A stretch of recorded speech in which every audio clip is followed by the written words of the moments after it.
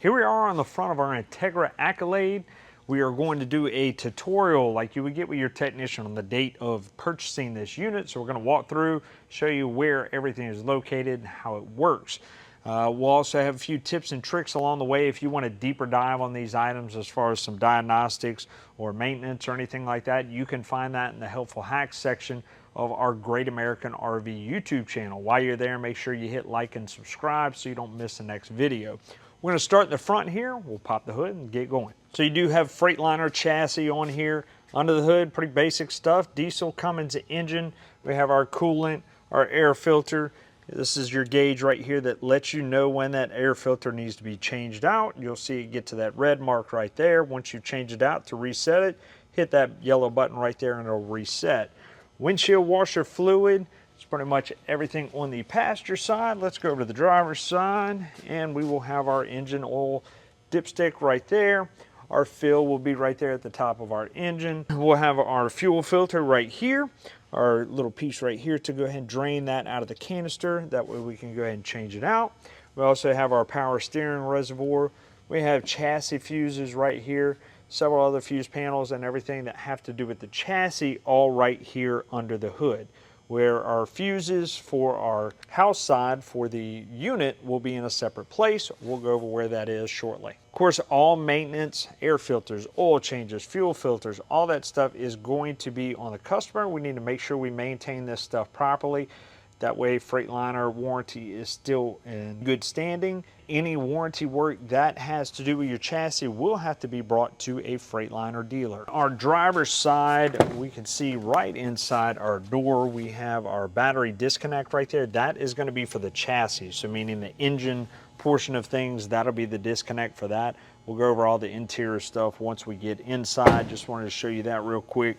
We have our DEF fill right here, our plug-in for our block heater if you live up north. That's where you're going to plug that in for that. And the first compartment here, we have our 12 volts. All these batteries right here, these are sealed batteries, every one of them. So these four are going to be our house side of things. So it's going to operate everything on the RV side. And then these two batteries right here, those are going to be for our chassis. So once again, our engine portion of stuff for those two batteries there. It's a rollout tray. We can just push it back in, make sure that those are latched whenever we put them back in. We want to pull it out, lift them up, and that'll pull out. We'll see a couple of resettable breakers right there. Those are automatic resets. They will trip if things get too hot, which means it's overamped. They'll automatically reset on their own. We do have other fuses and stuff throughout, like I said, throughout our unit. We'll show you the ones that are manual and where everything's located. All right, so in our first compartment here, we can see our Xantrax system. This one is a Freedom X 2000. This is an inverter. What an inverter does is it changes 12 volt power, so our battery power, to 110 power, so we can utilize that if we are dry camping or traveling down the road. We don't want to have to run our generator, stuff like that. We have a residential fridge in here, so we're going to want to have 110 power to keep that running while we're traveling.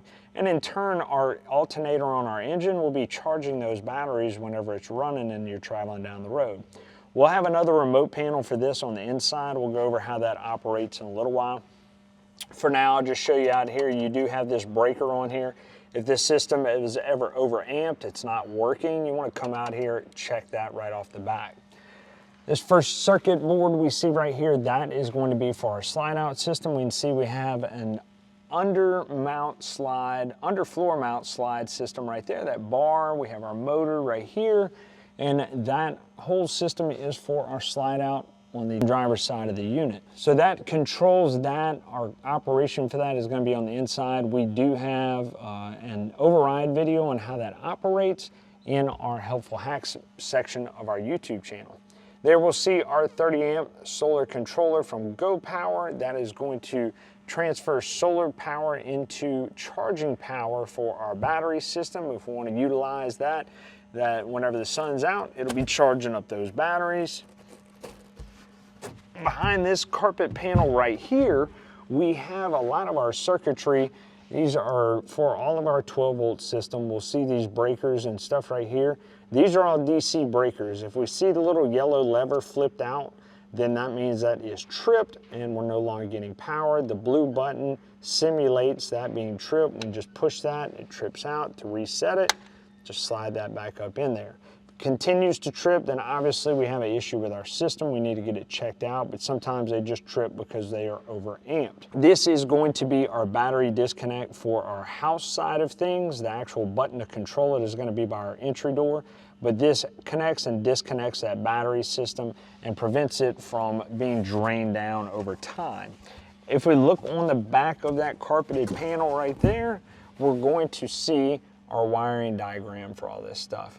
So we'll see all our solar prep fuses, entry step, cord reel, generator, so on and so forth, a bunch of fuses in here. So if we have any issues with some of these items, we can come here, see if they have to do with any of the stuff in that compartment and get it changed out and fixed. Over here we have one of our gray tank valves right here. That is going to lead to that gray tank system right there. That is for your kitchen galley.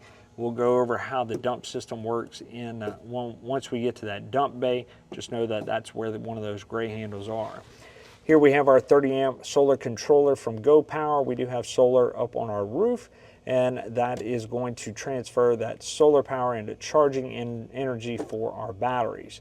That board right there is going to be for our slide out system. This is a below floor mount slide out. We can see by that rail that goes through there. That's our 12-volt motor located there. We do have a video on how to override this system. If that motor was to ever to go out, you can find that in the HAPS Helpful Hacks section. You can see all these bays, just pass through bays here and here. Until we get to this point, we see our low point drains right here. This is to prepare our unit for winterization. This is one of a few low points that we have on the unit. We'll show you where the other ones are. Winterization can be found in your owner's manual.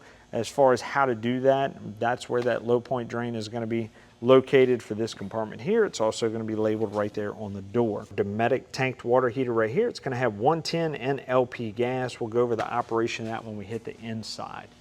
Moving on, right behind our rear end, we're going to have our water bay. So we'll talk about now, we'll go over the operation of this system right here. All right, so we have our water control system right here up top, satellite cable for your cable connections going into your camper. Have a city water connection here, black tank flush right here. The black tank flush is going to go over how we kind of clean out our black tank, which is our sewage tank. We'll get to that when we get to the dump valves. Our city water connection is going to be where we hook our water up from our campsite if we have a water bib there, or from our house, and that'll supply water to our fixtures on the inside of the unit. It can also fill our tank, so on and so forth, but that's where that hose connection would go. Of course, we have our hot and cold. We have a quick connect here for that blue coiled hose, so on. So let's talk about our fixtures up here. Our dry camping. In order, if we have that fresh tank filled up, in order to get to dry camping, we would have to go to this configuration right here, and that would pull water from that tank and supply it to our water fixtures. But we would have to kick on our water pump right here. Our water pump is 12 volt activated, and it will go ahead and prime our unit and then keep running as long as we are in demand for it, and turn our faucet off. That pump will shut off shortly after. So just keep that in mind. You're going to hear it vibrating, perfectly normal. It's supplying water to us. But if we're certain that all of our fixtures are off and you hear that system vibrating and pumping, we need to go check our system, because one of two things: we're out of fresh water in our tank, or we have a leak in our system and water is going somewhere. So at which point we want to go ahead and shut this off and check those two things. From there, we'll jump over to our power fill tank, which is how we would fill that freshwater tank. So we would need a water source, so that would mean a water hose from the campground or from your house, whatever. We would go to power tank fill, that option right there, and then turn that water on, and that will begin to fill that tank. So we can monitor that from the inside with that monitor in there, or to make sure we don't overfill it. If we do overfill it, it's okay. We do have an overfill hose on that tank that spits the water out on the ground. So if you see water everywhere, I'm gonna come over here, shut it off, because that tank is full. We also have our city water connection. So this is if we have water at the campground or we're using it at our house, whatever, we would turn to this configuration. turn the city water on, supplies water straight to our fixtures. So if we're using that, we want to turn our water pump on off. We don't want to have that on while we have city water hooked up, because there's just no need for it. It supplies pressure to have it. There's just no need to have it on, so just shut it off. We have winterize and sanitize. We'll kind of talk about those in sequence. These are our two different valve setups. So winterization is when we are prepping our unit for wintertime. Extreme cold temperatures, we're pumping RV antifreeze into our unit. Sanitize is if we are sanitizing our fixtures on our unit with a mixture of bleach and water. Both of them have a similar process, just different valve configurations, because this one is going into our tank, this one is going into our fixtures, okay? So with the exception of where they're going, the process is the same as far as how we use it. We would hook a water hose up to this. We would cut the other end off and run it into a tank of RV antifreeze, kick our water pump on, and that would supply it to our fixtures if we're under winterization. If we are doing sanitizing our system via the tank, then we do the same thing, water hose here, then the other end goes into a bucket of bleach and water solution, kick our water pump on, it sucks it out of there, supplies it to our fresh tank. Then from there we can turn our fresh tank pump on, go to dry camp, then it would supply it to our fixtures. So whatever way, which way you go. If we do winterize, that's where our low point drains come in to check. We need to open those up, drain all the water out of our system. There are more steps into winterization. You can find it in your owner's manual or a video under Hap's Helpful Hacks. That wraps up everything on our water control system here.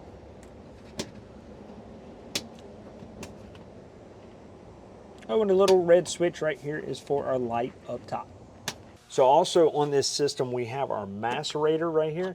Macerator basically just chews up the sewage that's in your tank, right? Your dirty stuff, your toilet paper, all that stuff. It's going to chew that up and spit it out of this pipe right here. We're going to go over that operation in a minute. For now, we'll talk about our filter system. We have valves up here. We want to make sure that we don't have the water going. Even if you shut these valves off, this can tend to be pressurized, so it's good to shut all your water off going into your unit or your water pump. Relieve the pressure by turning off your, turning on your faucets or anything like that. Relieve the pressure off of there, and then you can go ahead and just shut them off. Remove this. You have a valve on both sides. Remove this. Change your filter out, stick it back in there, and then turn your valves back on so you have water flow. You have some more low point drains right back there. If you want to relieve the pressure from there, you can just turn those valves on and it'll go ahead and drain out. So that fresh tank we talked about, it's going to have a valve. I don't think it's this one. I think it's on the other side. We'll verify here in a little while. But basically, all these valves are going to be all your low points right here to, once again, drain your water out and prep it for winterization like we talked about up on this control center right here.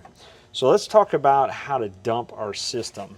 So here we have our black tank valve right here. Black tank is going to be all of our sewage from our toilet, our number 1, our number 2, and our toilet paper, right?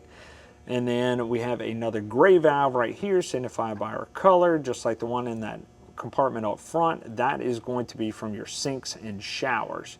So our gray tank, we can actually leave that open all the time and let those drain out. That way they don't fill up. You're going to be putting a lot of water in there. If you have the port there at the campsite, hook your hose up, open your gray tank valves, and then you want to open this valve and just let that water flush out of the system so you don't have to keep coming out here and opening it up whenever they get full. If you want to leave them closed, you can do that too. Completely up to you. Now our sewage, on the other hand, when we go to dump that, you're going to want to go ahead and close this off.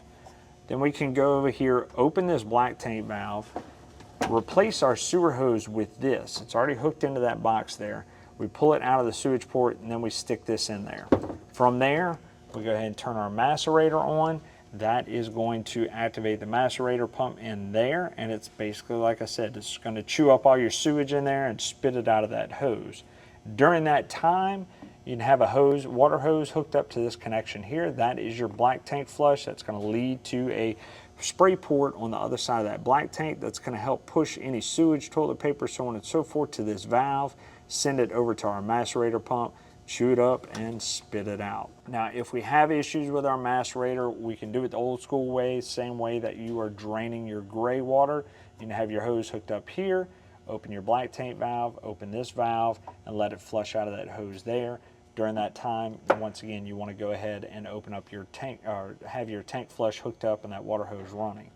Now, on your black tank, whenever you're done, we want to make sure this valve is closed. Anytime you are not draining or flushing your system, make sure that black tank flush is closed and put several gallons of water in that black tank, whether you do it by your tank flush or from your toilet. Leave several gallons of water in that system. Otherwise, it's going to dry up the solids, toilet paper, so on and so forth that's in that tank, and you'll never get it out. So make sure we leave that closed and we have several gallons of water in there, plus our chemicals as well. We do have a video on black tank flush if you want to go over that in our HAPS Helpful Hacks section. Here we have our fill for our diesel fuel, and then of course right behind it we have our diesel generator. Now our diesel generator is going to pull off the same tank as our chassis, but it has a cutoff. When your tank gets down to a quarter tank full, your generator is not going to pull anymore. It will automatically shut off. That way it doesn't leave your tank empty if this tends to be running while you're away or whatever. So over here we have coolant fill, we have oil fill, we have kind of a dusty screen here, but we'll show you have an hour meter right here to be able to keep up with all your maintenance, which once again will be customer maintenance. You need to go ahead and make sure oil is changed, filters changed, all that stuff. Start stop button right here. During the colder weather, you're going to want to hold that down and let it prime. It is a diesel. It's going to take a little bit of time. Regardless, you want to go ahead and hold this down because that fuel pump's going to kick in and prime that system. And we'll hold it down for about 20 seconds, 30 seconds maybe.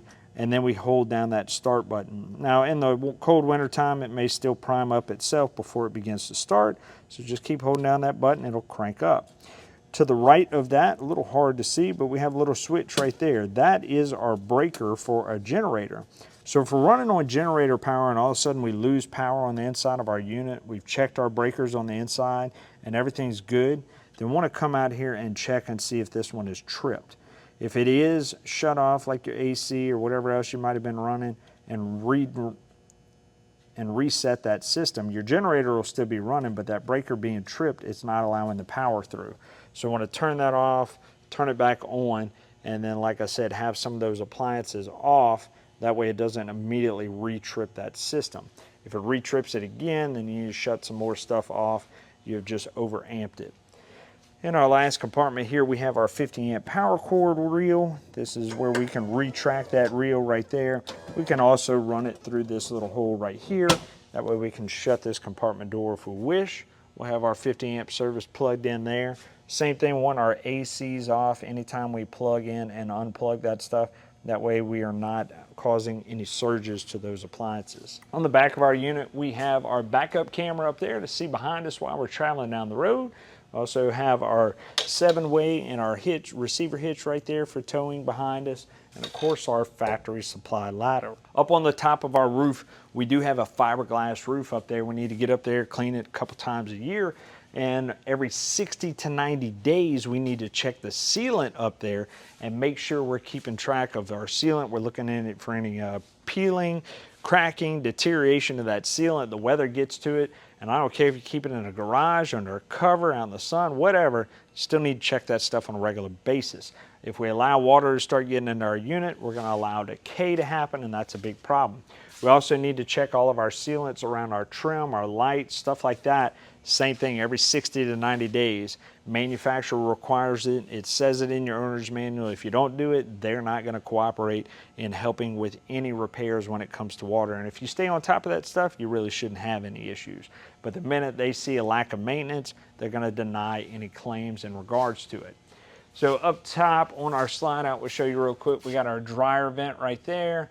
That vent there is hooked to our microwave, so we have that over the range that will ventilate out. It does have a couple tabs on it. We can go ahead and leave those open if we want. We'll have to if we want to ventilate out.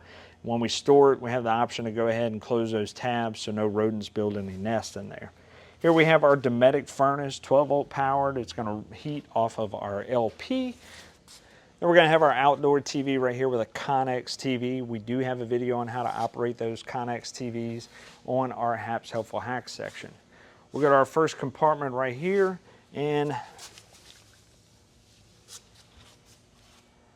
we'll go to our first compartment, just regular space right there, nothing to look at really. Another pass through in our second compartment. Our third compartment has our Everchill ice chest right here. We can go ahead and pop that open. We see drain plug down at the bottom. We can go ahead and drain out any water that we get in here. This will be plugged in, operate as simple as that, plus and minus for your temperature on how cold you want to keep it. And then this tray right here rolls in. Latches, when we want to pull it out, we pull those two latches on each side. We can go ahead and pull it out. Over here we have our LP system. Our LP system has a gauge on it so we can keep track of how much LP we have in our system, our on and off valve to turn that tank off and on, and our regulators under this plastic cap right here. These two fixtures right here are used for filling that tank, so you won't have to worry about that. Behind that we have another compartment with yet another low point drain located right there. As we can see, that is our fresh tank. So that one is going to be the one that empties out that fresh tank. Like I said before, we don't want to leave water in there for an extended period of time. That water is going to become stagnant over time. We don't want that. So go ahead and let that water drain out when we're not using it. Our last compartment right here is just more storage. So at our entry door, we have 12-volt powered steps. There's a little motor under there that'll run these in and out. If we want to leave those steps out while we're camping, we want to turn the switch on the inside off. We'll show you where that switch is in a little while. If we want those steps to go in and out whenever we open and close that door, we want to turn them on. To do that, those steps will go in and out. Open it back up, they come out. Even if we do just our screen door, those steps will go in and out. It does have a little magnet on here that detects when these steps go in and out, or when that door is closed rather.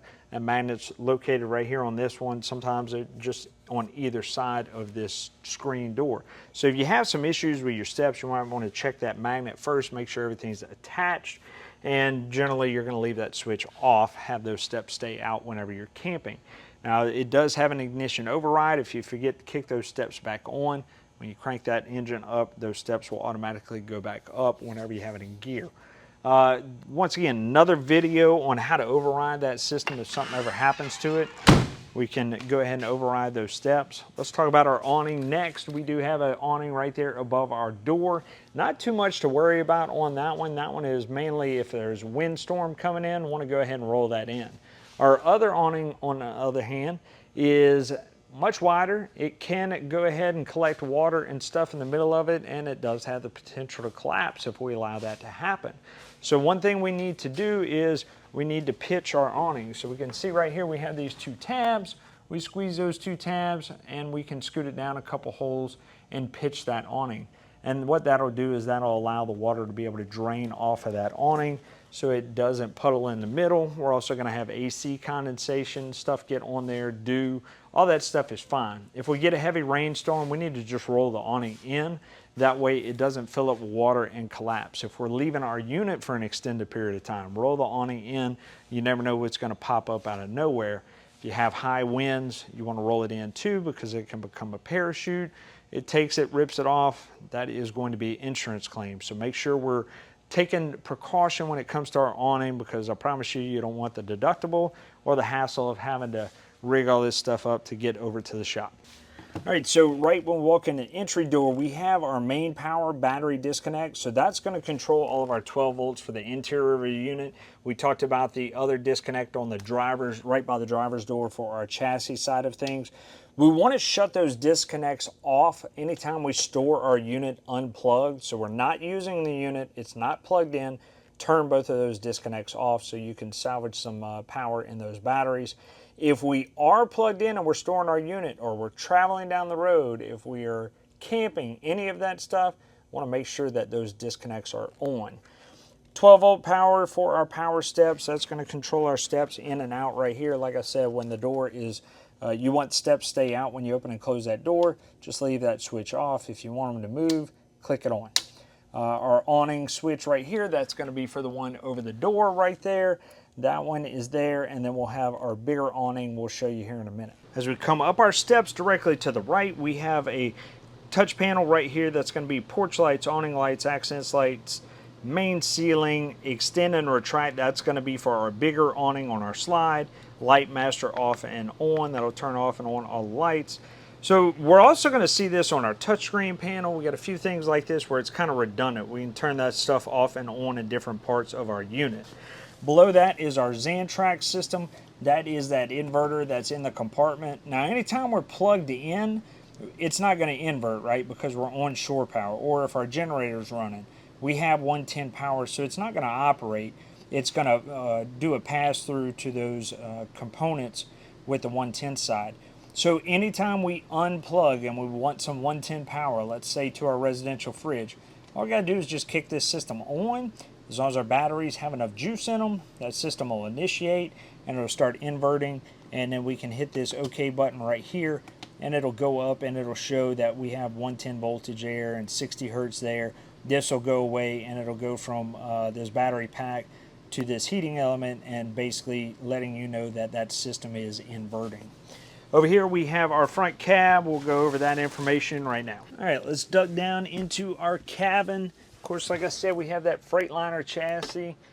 We have on the left side, we have our power windows, our mirror heat right there below it, our mirror controls left and right there at the top. We have our lock and unlock. We have that battery disconnect we talked about right there for the chassis side. Our ignition. This is how we tilt our steering wheel right here. Blinkers, brights, all that stuff. Windshield wipers right there on that control. And our seat adjustment is going to be on the front here. Kind of hard to see. Let's see if we can fix that. Hang on. All right, we got lights. Here we have our adjustments to go up and down with the front and the rear of that seat. This one will be to run that seat back and forth. Over here, we're going to have our park. This is an air brake system. Of course, it's a diesel, so we got air brakes on here. It does not have air bags, just air brakes. Over to the right, hazard lights, dome lights, front wheel lights, our automatic traction control spin. We can turn that off and on, and our engine PTO right there. Moving over to our controls on our steering wheel. This will control all of our options on the menu up there. Of course, we do have Bluetooth through our radio up there. We'll talk about in a minute. Once again, more Freightliner options for the chassis there. Moving back over, we do have our controls for our AC and our equalizer leveling system. We'll talk about that right now. We have our equalizer system right here. We power it up. Now this is going to tell you if there's any errors right now. We don't have any, so your emergency brake needs to be engaged. Your ignition actually needs to be off, so if this light is lighting up, it means your ignition's on. Excessive slope is going to mean that your unit, as the pad, is at too much of a slope and you basically just don't have enough height on your jacks to get that unit level. Low voltage obviously means your batteries are low. Operating is going to mean that that system is currently doing whatever function you requested. Now, the simplest thing to do is hit auto level, let this system do its thing, and don't move around a lot inside your unit, otherwise it will throw off the leveling system. Once it's complete, it'll beep at you and shut off. We do have our all retract button right here. Whenever you're ready to hit the road, hold down all retract and those jacks will go ahead and lift up and retract from your system. Now, if you let this system sit for a little while, you come in your unit, when you crank your ignition up, you will have a little beeping alarm on here because it will drop down in pressure. All you have to do is come over here, hit all retract, and that system will go ahead and repressurize, and that alarm will shut off. We do have Bluetooth function on here. If you download the app for that EQ system, you can go ahead and link it to your phone and be able to operate some of this stuff from there. All right, over to the left of that, we have our auxiliary start button right here, the little gray button.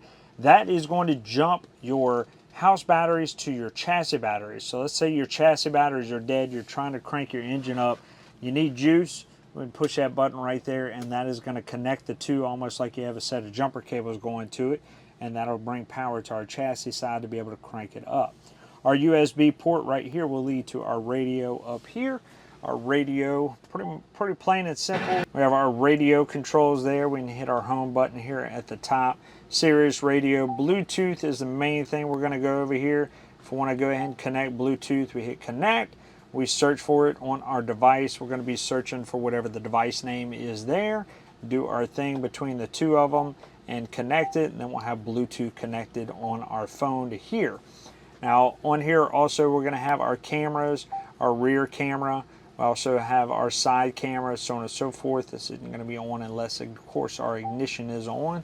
But if our ignition is on, we have our rear camera, camera 1, camera 2, that we can go ahead and view while we're driving down the road, or when we activate our blinkers or our reverse, that rear camera will come on, or one of our side cameras there. Last thing in here, of course, we have our air horn right here. We pull that cable, that'll blow the big horn. Another thing to note is that our unit on the house side is integrated with our chassis. So if there's a door ajar, including our driver, passenger, or our rear entry door over here into the house side of things, when we go to put this unit in drive by releasing our brakes right here, and the horn just starts going off like a car alarm, you need to check your doors and make sure they are all shut and closed tightly and properly. Otherwise that system will go off. Not too much to go over above our cab. We do have our net right here. We can go ahead and store stuff up there. Undo it with our buckle up top. We do have our extra piece right here. We can go ahead and slide in here for our bunk area. There is a ladder in the back that you can attach to here to be able to crawl up, and we can go ahead and shift it out of the way for more headroom to get in and out of our cab. Over to the left, we do have this little up and down switch. That is going to operate our shade right there. Little switch next to it clicks the lights up and down. Of course, we have our privacy shade right there as well. Our dinette booths can fold down into a bed. We would take these cushions, move them out of the way. We grab our dinette booth right here, lift it up, pull it away from the wall. We can see we have some teeth there. They fit in that bracket. That's how it hinges in. Take this and drop it all the way down once those cushions are removed, and then we can put our cushions on top for more bed space. To put it back, we lift up, push it against that wall, leave it at a little angle, make sure those teeth lock in there, and then we are set up and ready to dinette. This sofa bed does fold out for more sleeping space. We have our TV right here. Up in our compartment here, we can see that first switch. That is for our satellite. Up on the roof, we have our two LMBs right there. Those are the wiring, the coaxes running down. Those will go to our Dish Network or DirecTV satellite box, and then we'll run a HDMI into this box so we can have satellite channels. So that's what this box is.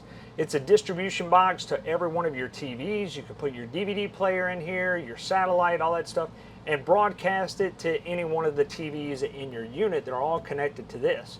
You do that by just simply cycling through 1, 2, 3, 4 based on how you have them hooked into the HDMI ports on the back of the unit. Your other options for watching TV are cable and antenna, and we can see our little coax port right there with two lights on it. There's a little button on each side. The one on the left is going to be our antenna booster. So the green light indicates that that antenna boost is on, and we want that when we search for antenna channels. Now, if we are searching for cable channels, we want that light off, so you want to push that button, turn that light off, so it doesn't scramble the channels from the campground. You hook your coax up, then you go to your TV, scan for cable channels. The other light to the right has its own little button as well. That one is for a Wi-Fi system. If we have upgraded to the WineGuard gateway system, it's basically cellular Wi-Fi with you wherever you go. So that's what those two buttons up there do. Main thing you need to remember is the antenna. You want the light on, so you have the boost and scan for your channels. If you swap over to cable, turn that light off and then scan for your channels. Over here, standard sink, we have our induction cooktop, which does take the special pots and pans that come with the unit. Basically, you can touch this and you put your pot and pan on there, and then that's when it's actually going to get hot. Really easy to use. You're just going to kick it on for this burner and change your temperature right there. You can go ahead and lock it, put a timer, so on and so forth, but it's not going to get hot until you put that specific pot and pan on there. Our microwave does have that vent right there at the bottom to go ahead and ventilate out with the fan. We talked about the vent outside. We need to make sure that's unlatched for that air to actually circulate out. Over here, we're going to have our residential fridge. We do have travel latch on there for a reason, so we want to make sure that those doors don't fly open while we're traveling down the road. standard residential refrigerator right there, okay?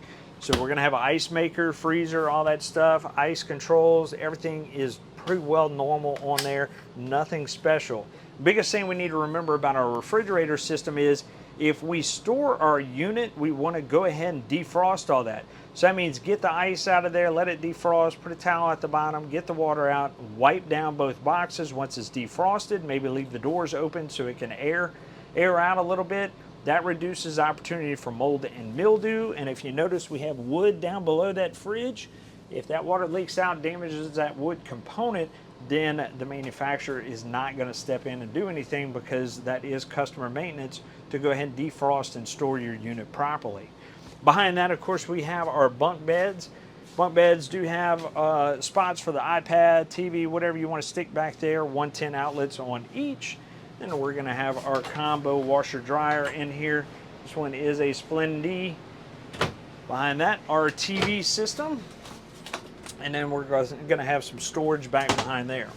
Our bed does work on a lift system. We're going to notice that little button right there on our cabinets up top to run that bed in and out. And we'll also notice that slide out right there, the bed has to be all the way up into the wall for that slide out to operate in and out. If it's extended out, that slide out is not going to respond whenever you activate it, because it won't fit in here, so it keeps you from damaging anything. So if the slide out's not working, make sure that bed is retracted all the way. Down below our bed, we do have some 110 breakers, 12-volt fuses in here. We have our 110 breakers on this side, 12-volt fuses right here. Everything is labeled off to the left. We're going to have one more panel right here with 110 breakers in there, same thing. Everything is labeled for you. So you want to come in here whenever you have any issues with any of these components, check the fuses, check the breakers, make sure nothing's tripped. This really needs to be the first place you go whenever you have an issue with these items. Beyond that, you're going to have a little grill down here. You'll probably hear a little fan running in there. You'll see a little green blinking light. That is your charging wizard. That is connected to our converter system. That converter system changes 110 to 12 volts charging power. And so anytime you're plugged in, you might hear that little fan running in there cooling off the electronics, but it is charging your battery system on your unit. We have the little safety latches on all of our pocket doors. We want to make sure we put those on there. That way they're not sliding all over the place while you're traveling down the road. And in our bathroom, we can see we have our shower, standard hot, cold. We're also going to have an on-off right there on our shower head. We can utilize when we are dry camping. We're trying to conserve the amount of water we put into our gray tank, as well as the amount of water we are pulling out of our fresh tank. So we can just hit on-off right there rather than fighting and finding that hot-cold sweet spot right there. Just shut it off at the shower head in between lathering up and rinsing off, and you can conserve your water that way. Anytime you take a shower, it's a good idea to go ahead and open that vent right there, kick on your fan, and then you can go ahead and ventilate that humidity out of here, reduce the risk for mold and mildew. In our bathroom, we're also, of course, going to have our toilet, right? That's going to lead down to the black tank we talked about earlier. Pedal operated, hit that pedal, send it down the drain. Now, the only thing we're putting in our toilet is number 1 and number 2, sewage talk, right? Liquids and solids. Liquids, fill it up, send it down. Solids, we want to barely push that pedal down until water starts spraying out of that port, and we fill our toilet about half to 3/4 of the way. Then we flush. That way there's enough water in there to help send those solids down the drain to the tank without any worries about clogging up. Besides those two things, we're putting RV toilet paper only in our unit so it degrades properly, and of course adding our chemicals. And then, of course, we need to make sure we have several gallons of water in that black tank so none of that stuff solidifies. In our hallway, we're going to have our COLP detector that's going to alarm us if any cautious gas is in our unit. We can notice a little green light on here letting us know it's powered up. It is hardwired, our 12-volt system, so it's going to be on all the time. No fuses in line, nothing like that. Should be powered up, and we can test that audible alarm by pushing that button right there.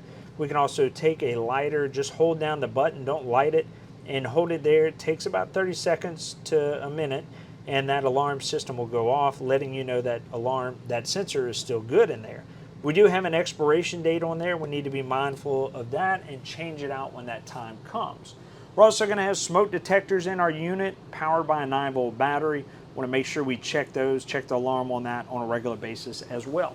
Over here we have our touchscreen panel. We'll go over that right now. So on our home screen we have, once again, some redundancy with all of our lights and stuff. We have our light master. We have quick shortcuts to our AC system. We'll touch on AC when we actually get to the AC screen. Down at the bottom here we have water heater electric and water heater gas. So that is going to activate our water heater, right? So electric is going to be if we're plugged in or running our generator. Gas is going to be if we want to operate off of our propane. Now we don't have a gas stove, so we can't bleed the air out of our lines. That means that if we've stored our unit for an extended period of time with our propane off, then more than likely we're going to have air in that system. So what you might have to do is just kick this on, let it run. It'll probably go into a fault, but that's okay. Once it goes into the fault, just turn it off, turn it back on. You may have to do it maybe 2 or 3 times whenever you first crank up that propane system to get that air out of there, and then it should be working fine.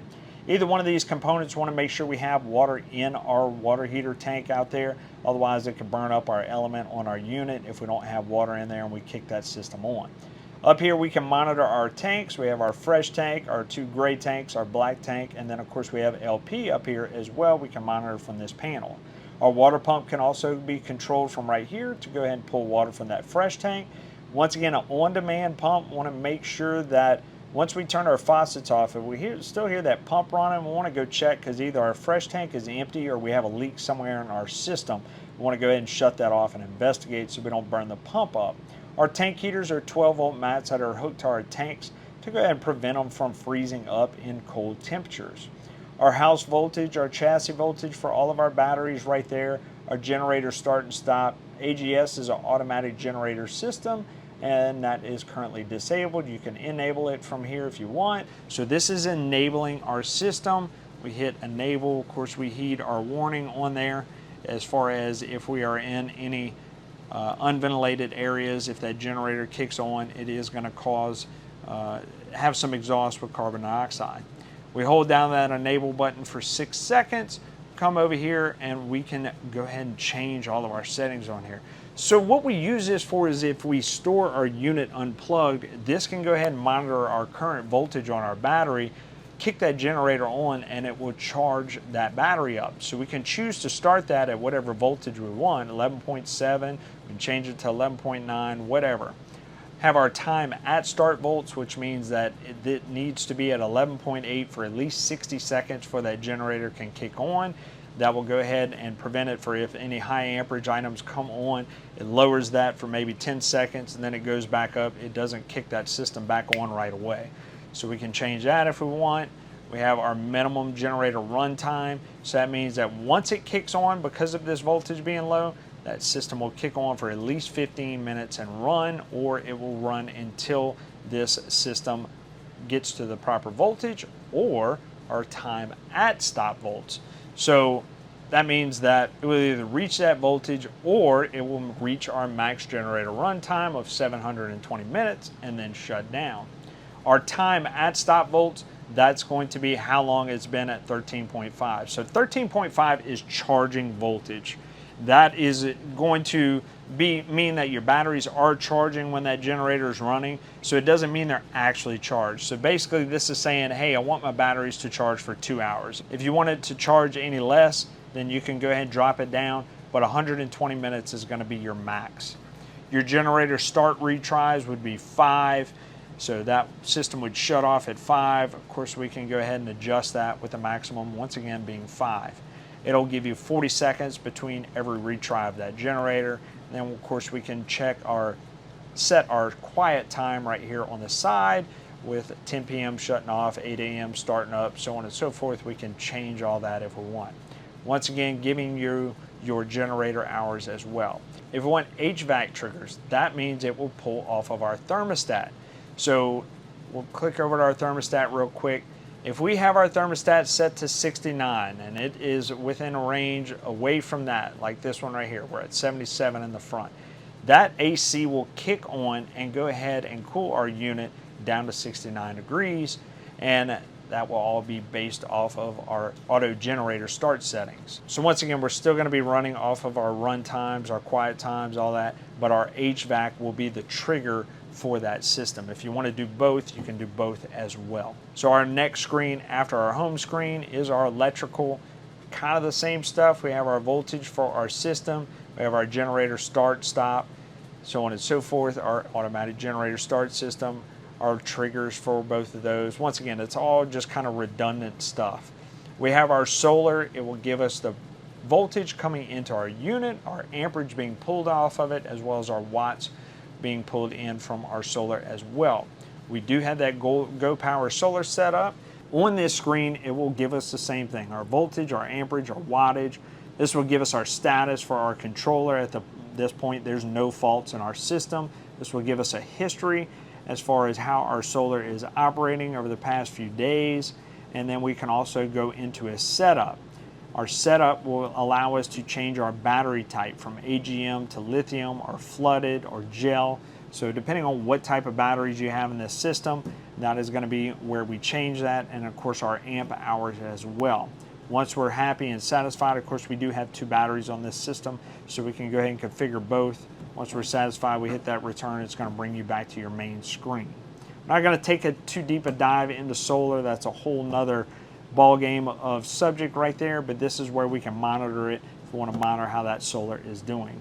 Our next pad is going to be lights. Once again, a lot of redundancy in here with the same kind of controls, but it individualizes all of that stuff. We have our thermostat for our AC system and our heat. We have our rear and our front. Off to the right, that's going to be our current room temperature. The smaller number is going to be what we have it set at. Change that setting with the arrows there on the side. We have our cool option here for the rear. If we don't want that AC to cut on, we just turn that cool off. We have our fan option here. We can go ahead and kick on just the fan if we want to just circulate air, high or low. And then we have auto. Auto is going to kick that fan on and off when, according to what that thermostat wants to do. If our cool option kicks on, that fan of course is going to kick on.